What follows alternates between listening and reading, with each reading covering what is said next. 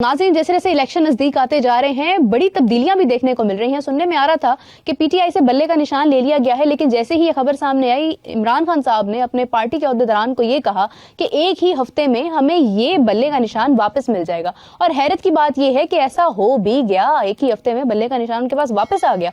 जैसे ही यह खबर मंजर आम पर आई तो दूसरी जानिब सुनने में आ रहा है कि नवाज शरीफ साहब की तबीयत भी थोड़ी नासाज है। अब देखना यह है कि अगर खुदा न खास्ता वाकई वो बीमार हो जाते हैं तो इलाज क्या लंदन से होगा या पाकिस्तान से होगा। इस हवाले से नाज़रीन बात करेंगे, सच्चाई तक रसाई के हवाले से आज मेरे साथ बात करने के लिए मौजूद है सीनियर कॉलम निगार मिस्टर नासिर इकबाल खान। अस्सलाम वालेकुम। वालेकुम सलाम। जी सर, क्या हाल है आपका? अल्लाह का शुक्र, आप खैरियत से हैं? मैं बिल्कुल ठीक हूँ सर। दूसरी जानिब जो है वो मैं खैरियत से हैं, लेकिन सुनने में आ रहा है कि नवाज शरीफ साहब जो है उनकी तबीयत कुछ नासाज है, क्योंकि जैसे ही बल्ले का निशान सामने आया तो आज शहबाज शरीफ साहब का भी ये कहना था कि इमरान खान साहब जो है वो खासे लाडले हैं, जैसा कहते हैं वैसा हो जाता है। लेकिन दूसरी पार्टीज ये कहती हैं कि नवाज शरीफ बहुत लाडले हैं। कौन लाडला है कौन नहीं है, क्या कहेंगे इस हवाले से? असल में हमारी जो सियासत है वो उसके बारे में आप कोई हतमी पेशेनगोई नहीं कर सकते। और बज़ाहिर नवाज शरीफ बड़े हशाश बशाश थे और रोज़ाना बोर्ड हो रहे थे, इंटरव्यूज़ हो रहे थे जो अपना उनके पार्टी कैंडिडेट थे, और आप देखती थी पूरी फैमिली फ्रंट पे बैठती थी और बज़ाहिर तो नज़र आता है कि बिल्कुल उनको एक तरफा माहौल मिल गया है। जिसको हम प्लेइंग लेवल फील्ड कहते थे वो बिल्कुल माजी का किस्सा बन गई है। और नज़र आ रहा था कि जैसे एक जमात को सिर्फ एक रस्मी कार्रवाई होगी इलेक्शन और वो बड़े आराम से जीत जाएंगे और चौथी दफ़ा हलफबरदारी होगी और रायबंड में जश्न मनाया जाएगा, फिर पीएम हाउस में दोबारा जलवा अफरोज होंगे नवाज शरीफ। लेकिन सियासत बड़ी बेरहम है, उसके सीने में दिल नहीं होता। और जैसे कहते हैं हाथी के दांत खाने के और दिखाने के और सियासत होती कुछ और है, नज़र कुछ और आ रही होती है। तो बहरहाल ये एक अचंभे की बात है जो आपने इंट्रो में कहा कि इमरान खान को उनके बयान के महज एक हफ्ते बाद दोबारा निशान मिल जाना बहुत बड़ा सवालिया निशान है। उनका इस पर एग्री होना। बहरहाल इलेक्शन कमीशन ने इसको सुप्रीम कोर्ट में चैलेंज कर दिया है। आने वाले दिनों में कोई भी सरप्राइज आ सकता है। वारकैफ मैं समझता हूँ कि निशान कोई इशू नहीं है, निशान पहले भी उनके पास था। वोट जो होता है पार्टी को, पार्टी लीडर को, उसके प्रोग्राम को मिलते हैं, शख्सियत को मिलते हैं और नज़रिए को मिलते हैं। और अगर इलेक्शन में अगर पीटीआई नहीं होती लट से तो फिर वो इलेक्शन एक सवालिया निशान होंगे, मुकाबला करना चाहिए। और मैं समझता हूँ कि जो पाकिस्तान के संजीदा लोग हैं उन्होंने इनको आजमाया हुआ है। इमरान खान भी मैं समझता हूँ उनकी आजमाइश पर उस इम्तहान में पूरा नहीं उतरे, लोगों को मायूसी हुई।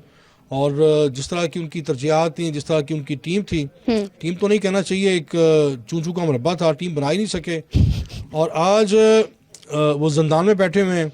तो ये मैं एज अ तालिब इल्म समझता हूँ कि आज वो जिस मुकाम पर बैठे हैं उसमें बहुत सारे उनके अपने जो साथी, उनके अपने फैसले, क्योंकि उन्होंने अपने दाएं बाएं सारे बुजदार इकट्ठे किए हुए थे। जो चंद एक बुरदबार थे उनको उन्होंने दीवार से लगा दिया और आज वो खुद जिंदान में बैठे हैं। ये लफ्जों की सिलेक्शन जो है आपकी, ये इमरान खान की हुकूमत के बाद ज्यादा निखार आया इसमें या शुरू से ऐसे? नहीं, मैं जब वो इक़्तिदार में थे उनकी रौनियत का जो सूरज सवा नेज़े पर था तभी मैं लिखता रहा हूँ और उनको तनबीह करते रहा। उनसे मुलाकातें भी दो चार हुई हैं, लेकिन बदकिस्मती ये है कि हमारे कुछ सीनियर जो कॉलम निगार थे या सहाफ़ी थे वो सवाल कम और खुशामद ज़्यादा करते थे। और मैं नॉर्मली देखा है, मैंने और भी लोगों को देखा है, नवाशी को भी बड़ा करीब से देखा है। और हमारे यहाँ बदकिस्मती ये है कि ये एक कदर मुश्तरक है सियासतदानों में, हुक्मरानों में, कि वो हासिदीन की और नाकदीन की परवाह नहीं करते। और इमरान खान को भी मैंने देखा है कि वो बिल्कुल उनकी पार्टी के अंदर शख्सी आमरीत थी। नवाज शरीफ को भी बड़ा करीब से दे चुका हूँ, वो भी शख्सी आमरीत थी। तो जैसा मैंने अर्ज़ किया कि इलेक्शन अल्लाह करे हों अपने वक्त पर, तो मुझे लगता है कि लोग ये चाहते हैं कि ये जो आपस में एक ब्लेम गेम है, एक दूसरे को ये चोर कहते हैं, एक दूसरे को लाडला कहते हैं, और डील की जो सियासत है ये मैं समझता हूँ रियासत के लिए जहर कातिल है। अवाम चाहते हैं एक नई जमात, बड़ी संजीदा और सेंसिबल, जिसके पास टीम हो, जिसके पास विजन हो, प्रोग्राम हो, जो नफ्स शनास और फर्श शनास हो। तो ऐसी क़यादत पाकिस्तान को मैं समझता हूँ बहरानों से निकाल सकती है। अगर हम माजी की तरह मकबूल खेलते रहे और माकूल का हमने रास्ता बंद कर दिया, तो मकबूल आपने देखा है वो अपने खुशफहमी में खुद पसंदी में आमराना फैसला करते हैं। माकूल क़यादत चाहिए पाकिस्तान को, मकबूल क़यादत का जो तजुर्बे बार बार हुए हैं वो फेल हुए हैं। तो ये जो माकूल जो सियासत है, क्या इसकी इन्फॉर्मेशन अवाम को है? अवाम जानती है कि कौन कैपेबल है, कौन कोई तब्दीली लेकर आ सकता है? क्योंकि जिस भी हुकूमत की बात की जाए, जिन्होंने भी अभी तक हुकूमत की है, PMLN की बात की जाए, PTI की बात की जाए, दोनों ने नफरत की सियासत की है। चाहे सानेहा मॉडल टाउन हो, चाहे 9 मई का वाकया हो, कोई भी हो, हुकूमत की जानिब से तकलीफदेह हालात देखने को मिले हैं। कौन सी ऐसी हुकूमत है जो कोई बेहतरी भी लेकर आ सकती है? देखिए, हमने देखा है जो आपने जिस तरह इशारा किया सानिया मॉडल टाउन, वो आज भी एक सवालिया निशान है। वो जो मकतूलीन है उनके बुरसा को इंसाफ नहीं मिला, और सानिया 9 मई है वो भी बहुत बड़ा दिलखाश एक जख्म है हमारी इसकी मजम्मत सबको करनी चाहिए। जी, वो काबिल मजम्मत हैं, लेकिन इंसाफ होना चाहिए। हर सानिया जो रूनुमा होता है, जहाँ जहाँ भी रियासत की सालमियत पर ज़रब लगती है और अदारों पर जिस तरह हमले होते हैं, ये नाकाबिले माफ़ी हैं। इनका ऐसे लोगों का मुहासरा और मुहासबा होना चाहिए। और वोट बहुत बड़ा एक हथियार है अवाम के पास, ऐसे लोगों को निशान इबरत बनाने के लिए। एक पर्ची से ये ऐसे अनासर के परखच्चे उड़ा सकते हैं। ये रियासत, ये वतन, ये मुल्क हमारा है। हमने एक वोट सिर्फ किसी को पसंद नापसंद की बुनियाद पर कास्ट नहीं करना। वो 5 साल के लिए मुख्तार कुल बन जाते हैं आपकी रियासत के। हमने देखना है कि इनके पास प्रोग्राम क्या है, विजन क्या है, टीम क्या है, आया डिलीवर कर सकते हैं। और जिनको हमने बार बार आजमा लिया है, मैं नहीं समझता कि उनको फिर मौका मिलना चाहिए। एक नई क़यादत हम तलाश कर सकते हैं। हमें अल्लाह ने ये मौका दिया है। बार बार आजमाए हुओं के ऊपर अपना वक्त और वसाइल ज़ाया करने की बजाय, पाकिस्तान के अंदर मैं समझता हूँ जो सबसे ज़्यादा इस वक्त ज़रूरत है पाकिस्तान को, दाखिली मुआशी सियासी इस्तेकाम की ज़रूरत है। और एक नई जमात जो अभी उभरी है और जिसने बड़ी तेज़ी से अपनी जगह बनाई है, वो इस्तेकाम पाकिस्तान पार्टी है। तो मैं समझता हूँ उनको मौका मिलना चाहिए। मतलब आप कैसे कह सकते हैं कि अगर उनका नाम इस्तेकाम पाकिस्तान है तो वाकई इस्तेकाम के साथ आए? देखिए, उसमें मैंने ऐसे लोगों को देखा है जो सेल्फ मेड हैं, जिन्होंने ज़मीन से उठकर आसमान की तरफ सफ़र तय किया, अपना मुकाम बनाया है। वो मैं उनकी सियासत में एक मुस्तकिल मिजाजी देखता हूँ, उनकी शख्सियत में, सियासत में, उनके मामलात में। तो ये इवन माजी में जब इक़्तिदार का हुम्मा इमरान खान के कंधे पर बैठा था, तो उसमें जिन लोगों का बहुत कलीदी किरदार था, वो आज इस्तेकाम पाकिस्तान पार्टी में मुझे नजर आते हैं वो चेहरे। तो मैं समझता हूँ कि बार बार वही बात आती है कि जिस तरह उन्होंने अपना मंशूर दिया है, आम आदमी की नफ्स पर हाथ रखा है, उसके दर्द का दरमा करने की कोशिश की है। ये बल्ले और शेर, मैं नहीं समझता कि ये अवाम के मसाइल का हल हैं। आपको असल जो ग्रास रूट लेवल पर अवाम के मसाइल हैं, जब तक जो शख्स उनको नहीं समझता, जो उसका उससे वास्ता नहीं पड़ता, वो मैं नहीं समझता कि उनका वो हल पेश कर सकता है। लेकिन नासिर साहब, बज़ाहिर ये नज़र आता है कि इमरान खान साहब भी यही बात करते हैं कि हमारे साथ जो होता है वो गलत होता है, हमें हकूक नहीं मिलते, हमें इंसाफ नहीं मिलता। लेकिन उनके साथ क्या होने वाला है ये उनको कैसे पता होता है? उनको कैसे मालूम था कि उनको बल्ले का निशान 1 हफ्ते में वापस मिल जाएगा?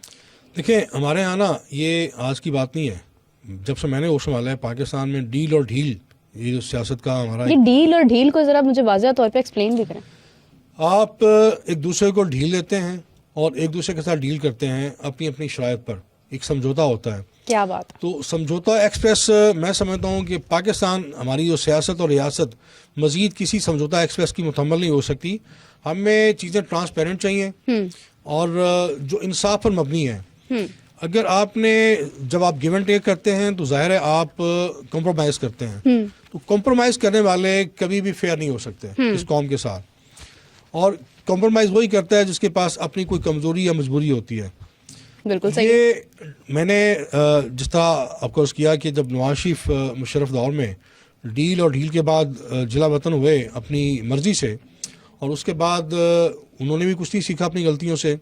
इमरान खान को कुदरत ने, और मैं कौम तो नहीं कहूँगा, हालात ने या जिस भी कुव्वत ने मौका दिया, वो कुव्वत भी मायूस हुई और मेरे जैसा एक तालिब इल्म भी मायूस हुआ।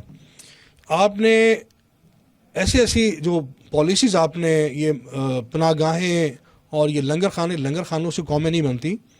और मैं यहाँ छोटी सी मिसाल दूंगा, आपका वक्त लूँगा। हज़रत सलेमान अलैहिस्सलाम ने एक बहुत बड़ी दावत का एहतमाम किया। अपनी उस दौर की तमाम जो भी मखलूक़ात थी, ज़मीनी, समंदरी, आसमानी, सबको मदऊ किया। और बहुत बड़े लेवल पर एक उसका सारा एहतमाम किया गया। लेकिन बाज़ रवायात में कहते हैं कि एक आई समंदर से मछली वो सब कुछ खा गई, कुछ रवायात में कहा जाता है कि एक जिन आया वो सब कुछ खा गया। तो वो कहने का मकसद है कि वो अल्लाह के नबी जिनको अल्लाह ने बहुत कुदरत दी थी वो भी मखलूक का पेट नहीं भर सके एक वक्त। तो आप लोगों को खुद कफील बनाएं, लोगों को रोजगार दें, लोग अपनी अपनी फैमिली की कफालत करें, उनके हकूक़ की निगहबानी करें। आप अगर लोगों को भिखारी बना देंगे, आप लोगों को अगर डिपेंडेंट बना देंगे तो आप कौम नहीं बना सकते। हमारा दोस्त मुल्क चीन हमारे सामने है, उसने एक हुनरमंदों की फौज तैयार कर ली है और आज वो दुनिया की एक लीडिंग मुआशी ताकत है। हम आपको पैगाम दे रहे हैं जी आप मुर्गियां रख लें, आप कट्टे पाल लें, आप ये कर लें, ये लीडरशिप नहीं होती। लीडरशिप होती है जो आने वाले 100 साल की मनसूबाबंदी करती है। यानी आपका कहने का मतलब ये है कि या तो आप मछली पकड़ के दे दें या मछली पकड़ना सिखा दें। असल बात है मछली पकड़ना सिखाना। आप कितनी बार उनको मछली पकड़ के देंगे? ये महज़ब कौमों में ऐसे ही होता है। आप लोगों को उनके हकूक देते हैं, उनको हुनर देते हैं, उनको रोजगार देते हैं, रोजगार के मौके पैदा करते हैं। तो अगर अब आप लोगों को अब लंगर खाने खोल के दे देंगे तो लोग तो और ज्यादा, पहले ही हमारे यहाँ आपको भिखारियों की फौज है, फौज जफर मौज है। तो ये मुझे नहीं लगता कि इमरान खान ने अपनी इस सियासत से गलतियों से सीखा है। जो शख्स बुजदार को, मैंने लिखा था कि आप बुजदार को बजाते बजाते खुद अपना इक़दार दाव पे लगाएंगे, वही हुआ कि आज बुजदार किधर है। तो आज भी उनकी टीम में मुझे कोई बुर्दबार नजर नहीं आता। जो चंद एक लोग थे जिन पर इन्होंने बहुत ज़्यादा इन्हिसार किया हुआ था, वो जैसे ही मुश्किल वक्त आया उनको छोड़ के चले गए। ये इमरान खान को भी सीखना चाहिए, नवाज शरीफ को भी सीखना चाहिए। नफरत की सियासत ने हमें माजी में बड़ा तलख एक जख्म दिया था सकूत ढाका की सूरत में। हम नफरत की सियासत के, मुनाफरत की सियासत के बिल्कुल मुतमल नहीं हो सकते।